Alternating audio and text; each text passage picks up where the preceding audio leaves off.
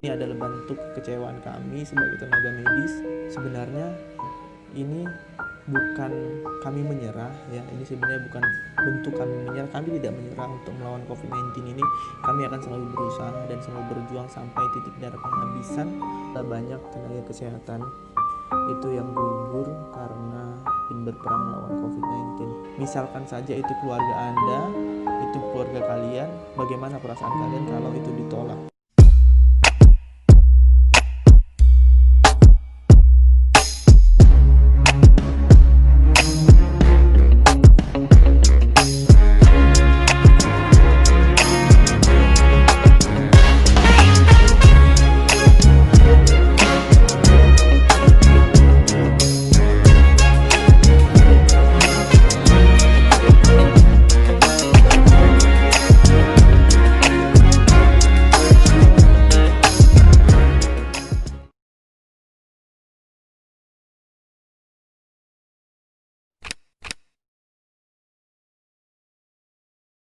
Isu yang berikutnya yang banyak diperbincangkan beberapa waktu yang lalu adalah tentang kemarahan presiden terhadap menteri-menterinya, terhadap anak buahnya terkait dengan pandemi COVID-19, penanganan COVID-19. Jadi presiden mengatakan jangan sampai penanganan COVID-19 ini terlambat.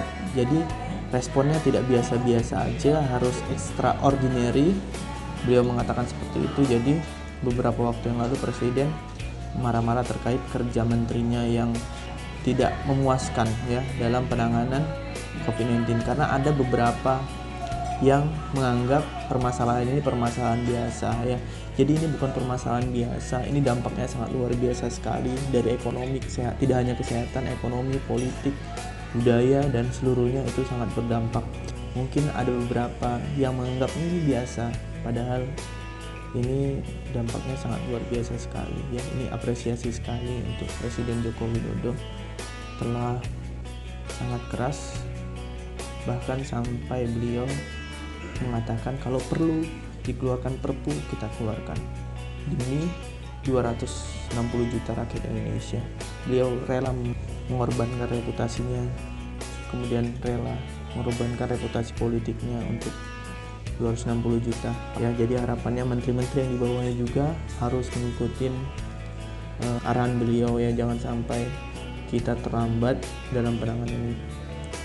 Jadi beliau mengatakan tidak ada progresnya, contohnya anggaran kesehatan itu adalah 75 triliun, tapi yang tersalurkan adalah baru 1,3%. Ya, jadi harus dipercepat lagi belanja-belanja untuk, terutama untuk belanja peralatan kesehatan, kemudian insentif dokter umum, dokter spesialis, dan para medis yang lain, kalau bisa segera tersalurkan ya.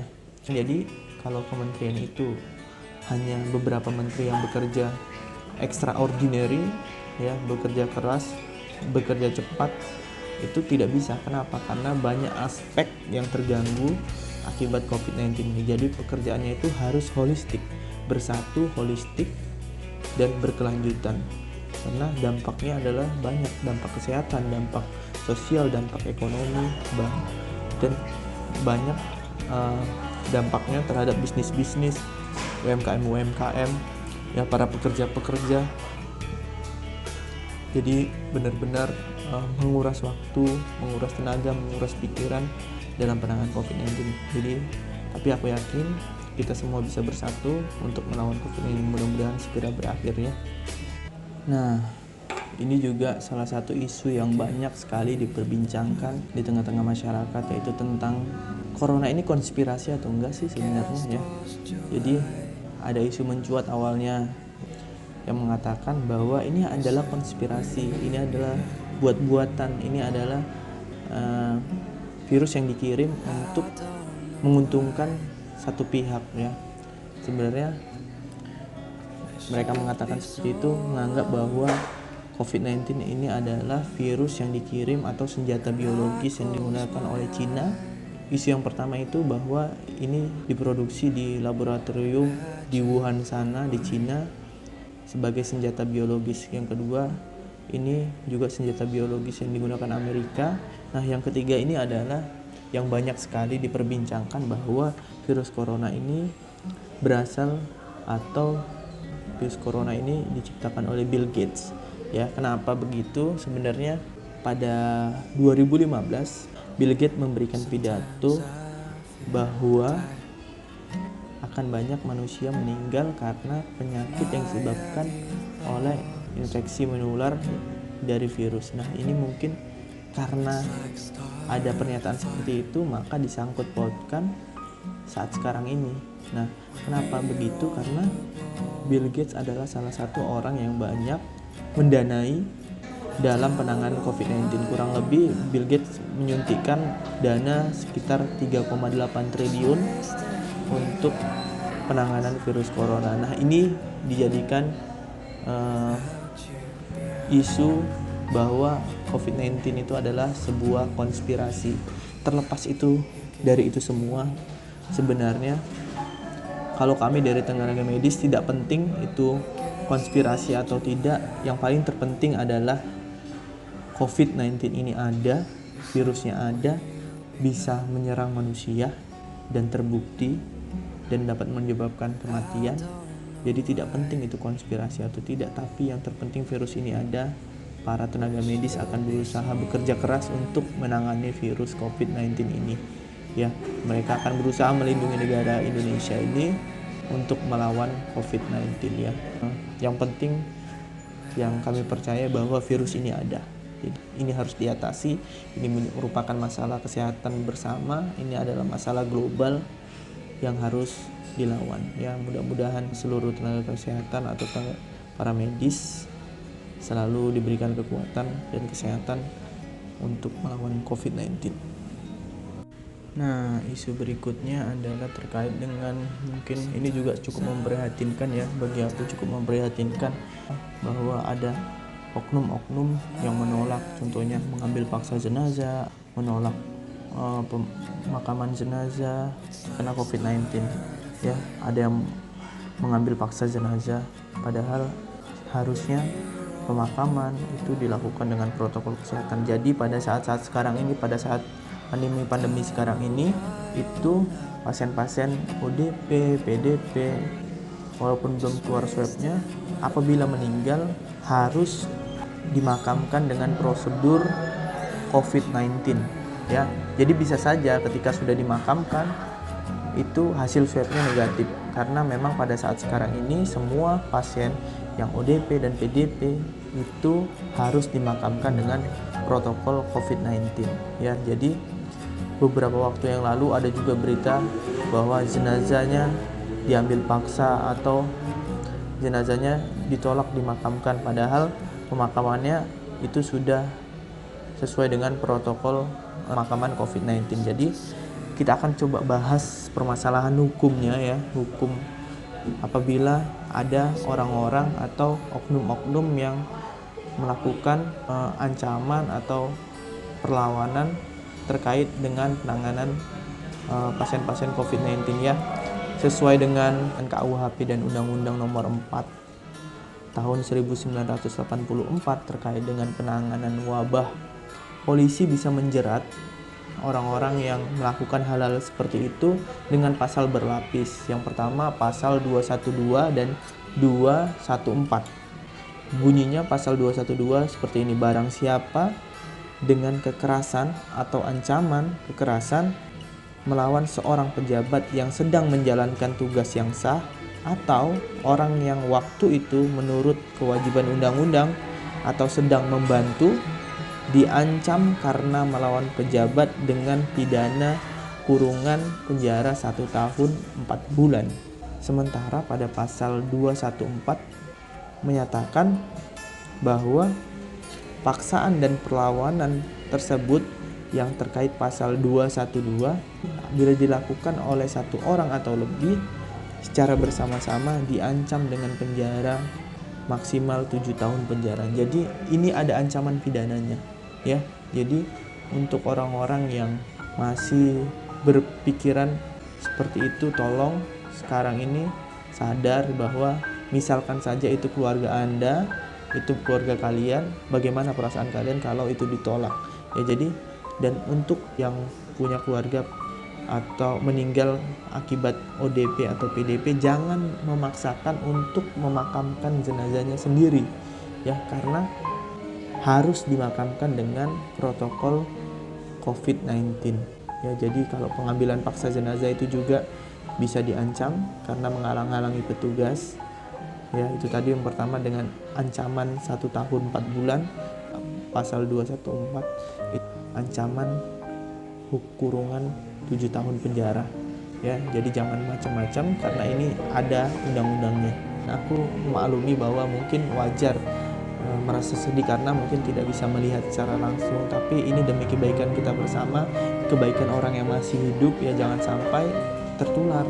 Walaupun sudah meninggal, pemakamannya juga maksimal 4 jam ya, nggak boleh lebih dari itu. 4 jam harus dimakamkan karena takutnya bisa menularkan kepada yang lain. Ketika sudah dilakukan protokol kesehatan, warga juga tidak boleh menolak karena itu sudah safety dan tidak akan menularkan lagi karena dilakukan dengan penanganan pemakaman COVID-19 yang dilakukan dibungkus berlapis-lapis dan prosedur-prosedur lainnya. Itu sudah cukup aman, jadi tidak perlu khawatir itu akan menularkan warga sekitar ya. Apalagi pemakamannya cukup jauh dari pemukiman warga ya, jadi tidak akan menularkan kalau sudah dimakamkan ya. Jadi jangan sampai ada yang pertama, jangan sampai ada yang mengambil paksa jenazah yang suspek ya, yang PDP atau ODP, kemudian jangan menghalang-halangi pemakaman jenazah atau penolakan pemakaman. Ini cukup memprihatinkan. Bayangkan kalau itu keluarga kalian ditolak bagaimana ya. Karena beberapa waktu yang lalu di Jawa itu ada perawat ya yang meninggal karena COVID-19, ditolak oleh warga kampung tersebut ya. Jadi jangan sampai itu terjadi lagi di Indonesia ini. Kemudian isu yang paling terbaru ini adalah tentang revisi tentang penanganan COVID-19 atau istilah-istilah baru ya. Contohnya ODP, PDP itu tidak ada lagi ya. Istilah itu tidak ada lagi. Jadi Menteri Kesehatan mengeluarkan panduan, yaitu yang ada adalah suspek, probable, dan terkonfirmasi ya. Nanti akan kita bahas di video berikutnya terkait tentang hal itu ya. Kemudian ada juga tentang tagar Indonesia Terserah ya. Aku mau nanggapin tagar ini ya. Ini mungkin tagar yang diviralkan oleh teman-teman tenaga kesehatan, para medis yang lain ya. Ini ramai sekali diperbincangkan, terutama banyak di Twitter atau di Instagram, nge-tweet atau merepost tentang hashtag Indonesia Terserah. Ini adalah bentuk kekecewaan kami sebagai tenaga medis kepada masyarakat yang masih saja membandel dan merasa dirinya kuat. Sebenarnya ini bukan kami menyerah ya, ini sebenarnya bukan bentuk kami menyerah. Kami tidak menyerah untuk melawan COVID-19 ini. Kami akan selalu berusaha dan selalu berjuang sampai titik darah penghabisan untuk melawan COVID-19 ini ya. Jadi sebenarnya ini ibaratnya begini, ada orang tua dan ada anaknya. Jadi mengatakan Indonesia Terserah artinya apapun yang dilakukan anaknya udah nggak bisa dibilangin nih saat ini. Jadi udahlah, terserah apapun yang dilakukan terserah. Tapi sebagai orang tua, mau bagaimanapun anaknya, pasti kalau sakit akan diurus. Ada apa-apa pasti khawatir ya. Itu adalah bentuk kekecewaan. Ibaratnya Indonesia Terserah ini adalah bentuk kekecewaan orang tua terhadap anaknya. Bukan berarti tidak peduli atau menyerah ya. Jadi hashtag ini adalah bentuk ya udahlah, terserah mau ngapain aja kalian. Mau terinfeksi ya, kami cuma bisa bekerja sesuai dengan tugas kami di rumah sakit ya. Harapannya ini semua bisa berakhir. Jadi tetap aja, bukan kami menyerah ya, bukan kami lepas tanggung jawab, bukan kami mundur terkait dengan hashtag Indonesia Terserah ya. Ayo sama-sama kita saling membantu, karena seperti yang aku bilang di awal bahwa penanganan COVID-19 ini adalah holistik, harus bekerja sama seluruh lapisan, mulai dari pemerintah, tenaga medis, sampai masyarakat. Itu harus bekerja sama dalam penanggulangan atau menangani COVID-19. tetap saja kalau ke rumah sakit ya pasti tetap dilayani ya, nggak pernah ditolak ya, pasti selalu dilayani. Kemudian isu yang berkembang ini adalah sangat memprihatinkan, adalah banyak tenaga kesehatan itu yang gugur karena ingin berperang melawan COVID-19. Jadi karena aku ada dokter, jadi aku melihat beberapa hari belakangan ini mungkin jumlah dokter yang meninggal karena COVID-19 itu lebih dari 45 orang. Ya sudah lebih dari 45 orang. Jadi harapannya pemerintah itu lebih peduli dan lebih memperhatikan dokter dan lebih banyak mengedukasi atau berusaha terus mengedukasi bersatu untuk melawan COVID-19 ya. Sangat memprihatinkan sekali. Aku turut berduka cita kepada pahlawan-pahlawan garda terdepan yang sudah berjuang untuk melawan COVID ini. Mudah-mudahan ini menjadi amal ibadah dan dapat membawa mereka ke dalam surga Tuhan Yang Maha Esa, Allah Subhanahu wa Ta'ala. Itu tadi dokter, kurang lebih 45 orang di atas, mungkin sekarang udah di atas 45 orang. Belum lagi perawat, belum lagi para medis yang lain. Jadi pada pemerintah mungkin lebih memperhatikan lagi ya, karena yang aku dengar beberapa dokter atau tenaga kesehatan yang menangani ini bahkan ada yang belum mendapatkan insentif. Jadi kalau bisa pemerintah tolong diperhatikan lagi agar insentif diberikan kepada dokter dalam penanganan COVID-19 ini segera disalurkan. Jangan sampai ini tertunda-tunda. Jadi membuat stigma kita sebagai dokter itu seakan-akan pemerintah tidak peduli ya, jangan sampai seperti itu. Jadi harapannya lebih diperhatikan lagi. Teman-teman sejawat yang berada di garda terdepan, mudah-mudahan terus semangat dan terus berjuang. Aku yakin kita bisa, Indonesia bisa. Mungkin itu aja video kita kali ini. Video ini dibuat bukan untuk menyinggung ya. Ini adalah tanggapan aku terkait dengan permasalahan kesehatan, isu-isu kesehatan. Mudah-mudahan ini bisa membuka pemikiran kita semua bahwa penanganan COVID-19 ini sekali lagi harus dilakukan secara holistik dan bekerja sama ya. Kemudian untuk masyarakat, please tolong, bagaimanapun pemerintah melakukan penanganan, kalau masyarakatnya sendiri itu tetap membandel, itu tidak akan bisa ya. Jadi yang paling terpenting adalah 3M itu. Yang pertama, mencuci tangan dengan sabun di air yang mengalir kurang lebih 20 detik. Kemudian menggunakan masker yang tepat ya, tidak boleh menurunkan di dagu. Kemudian menjaga jarak. Ingat itu. Mudah-mudahan pandemi ini segera berakhir. Lebih dan kurangnya mohon maaf apabila ada orang-orang yang merasa tersinggung. Mohon maaf, ini bukan untuk menyinggung orang atau siapapun. Ini hanya sebagai bentuk respon tanggapan aku sebagai orang yang melihat permasalahan kesehatan di Indonesia. Terima kasih dan jangan lupa tekan tombol subscribe dan nyalakan loncengnya agar aku semangat untuk bikin video baru. Sampai ketemu di video baru berikutnya.